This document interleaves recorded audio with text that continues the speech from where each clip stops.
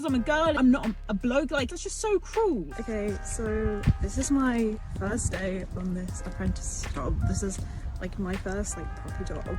And they've sent me to the shop to get some bits. So they've asked me to get, got a list here.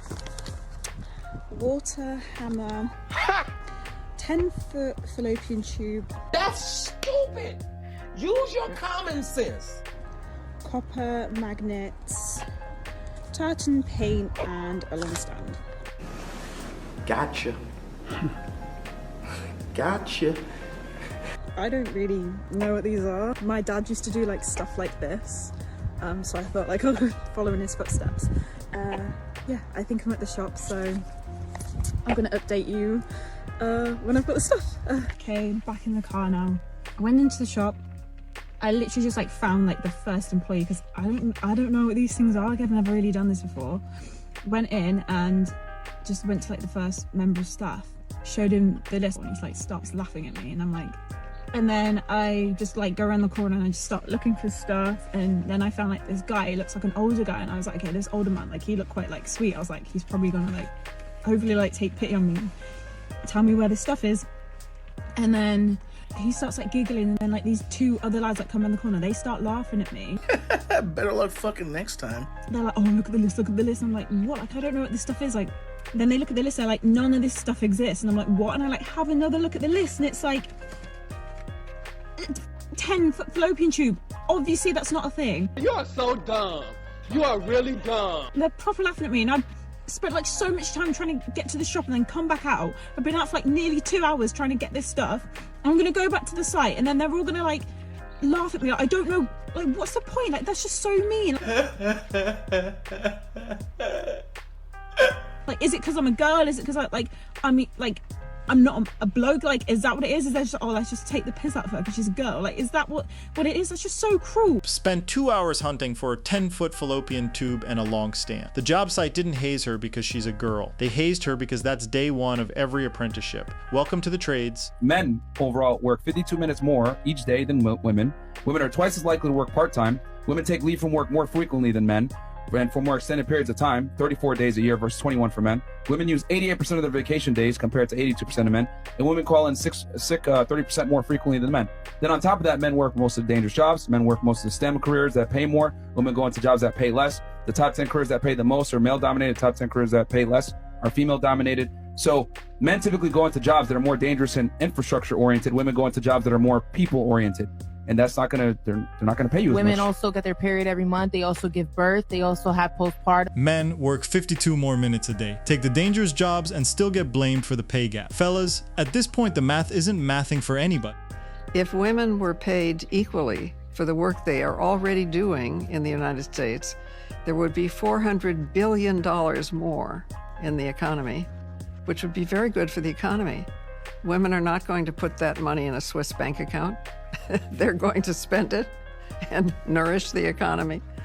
It's staggering how much inequality there is, and also inspiring how much the equalization of pay and work would benefit us all. So the argument is pay women more so they can spend it. That's not an economic policy. That's a shopping justification with a PowerPoint. I'm so glad we're getting together to talk about gender equality in the workplace. Yes, it is so important that we empower our female colleagues. But before we kick off, I would like to hear my own voice in this conversation. I agree. I also have a lot of thoughts and love the sound of my own voice. We should also hear from our 13 other male leaders as well. Of course, I really want their perspective on the female experience. My favorite part of these conversations is getting all of these different perspectives. Yes, John, Michael, James, John S., Robert, John R., Jack, Matthew, and John T.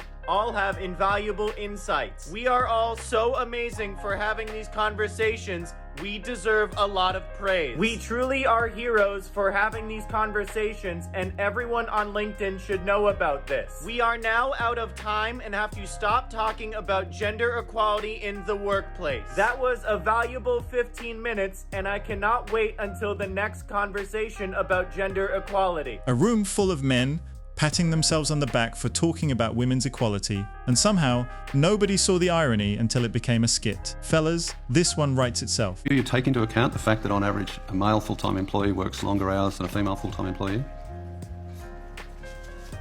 Not directly, no. You don't. What about if you did it on an hourly rate? What would be the gender hourly pay gap? Well, we don't have that data, Senator. You don't have that data? No. Okay, so if a woman was working fewer hours but earning the same rate per hour as a man doing the same job, would that show up as a gender pay gap? No. Well, then in that case you are looking at hourly rates. Why is it you don't look at hours worked? You don't collect it, but the ABS does. It's available. The ABS does a survey, yes. every 2 years. Yes. And but again, as I say, we collect census data, that is survey data. If you're not looking at hours, we don't know whether that's occurring or not. Am I right there? Senator, I think at this stage, as I've said to you, we are unable to collect and analyse that data. There are other countries, of course, that do that, and we will... Not even every 2 years with the ABS survey data? You could do it, at least every 2 years. She asked one question, do you account for hours worked? And watch the whole gender pay gap argument fall apart in real time. That's not a debate, fellas, that's a demolition. Am I a feminist? Yes, because it took feminism to get us to the point where we are now, to get that equal. Do you realize how different the job availability was 100 years ago? But that doesn't excuse do you realize the that, fact that women and men got paid differently for doing the same job for the same hours. But here's the thing, like, equal pay, feminism can really only exist when there are comfortable, air-conditioned office jobs. You didn't hear feminists in the fucking 1800s saying, I want to go into the coal mines and get black lung. Because for the longest period of human history, most jobs were like extremely physically laborious. Nobody was out here demanding equal access to black lung and 14-hour mine shifts. Equality has always had a very selective job application. So my name is Brett, and I definitely think for like equality and like women in the workplace and shit, we should definitely have like more women in the workplace, specifically like a 3-to-2 ratio of girls to guys, because that's what we use in like mixers and like frat parties, and it's pretty good because it's enough girls that there's like competition between them for the guys, but it's not like so many that they're kind of like in their own groups like talking to each other.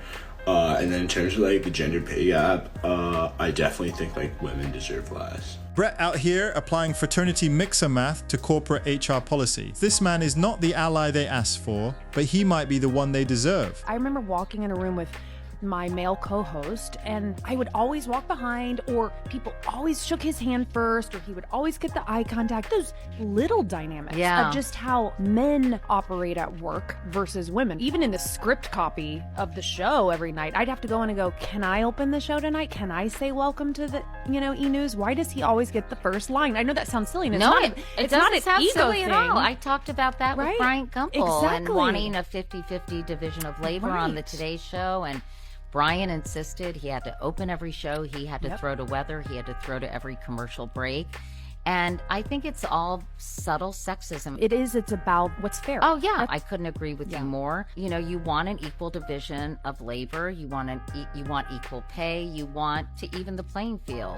Feeling unwelcome is real, but every man who's ever been laid off without a severance package also had his career progression impacted. We just called it Tuesday. When I'm in a work environment and I'm actually in that place to make a living and I'm being pushed to feel that my belonging there is questionable, that people do not want me there, that I'm not somebody that fits in, that's a moment where not only am I being hurt in terms of my mental and emotional well-being, but I'm also being impacted in terms of my career progression because you're taking away a fair shot at success from me. How are you equal if the men are the ones that have to fight and die to defend the country? The men are the ones that build and maintain all the infrastructure, right? Like, none of this stuff in the studio is built or maintained by women.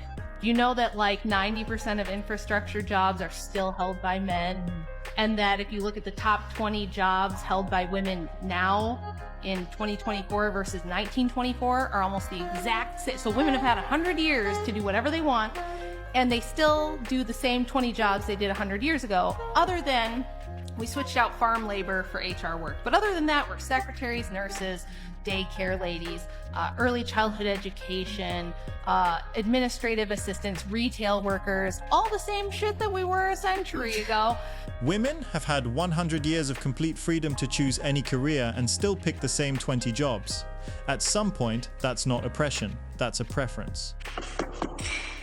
Cool. Hi, my name is Maya Milusheva. I'd like to start with a short introduction about myself. I'm a woman in IT, obviously. I'm a CEO of a quite profitable IT company. I'm a mother as well, so you would say I went through quite a lot in the IT industry. So I have the experience and authority to talk about this topic. Now, what I want to say is that the whole talk about women in IT is usually a bad thing for us. Because basically what it says is, well, it's okay to have lower income, it's okay to do worse than boys in the IT industry because, well, there's a world conspiracy against you, you know, people hate you, that's why. So that's why I'm against the whole talk. Also, I did some recruiting because I have a company. And also I went to a school that had like 8 girls and 100 boys. So, you know, I'm quite used to being around a lot of boys. The whole thing is, girls are usually quite lazy. They're just not that good programmers. Sorry, but that's true, honestly. They just don't want to get their hands dirty to do the job. And when I tried to do some recruiting, I intentionally wanted to recruit women. And at the end, I failed to do so. Do you want to know why? Because most of those girls were usually just cheating, and they were just not good programmers. At the end, I had to recruit boys. And that's why I think the whole talk about let's recruit more women is bad, because at the end, you're recruiting worse programmers. At the end, your company is going to suffer. You're gonna lose some money. I know it's trendy to talk about women in IT, but I think women should just start studying more and getting the job done. And I honestly don't see girls staying up until late at their office and working that often. No, it's usually boys staying there. Why? I don't know. So that's what I want to say. I think the whole lecture should be removed, and I think it's just bullshit. Okay.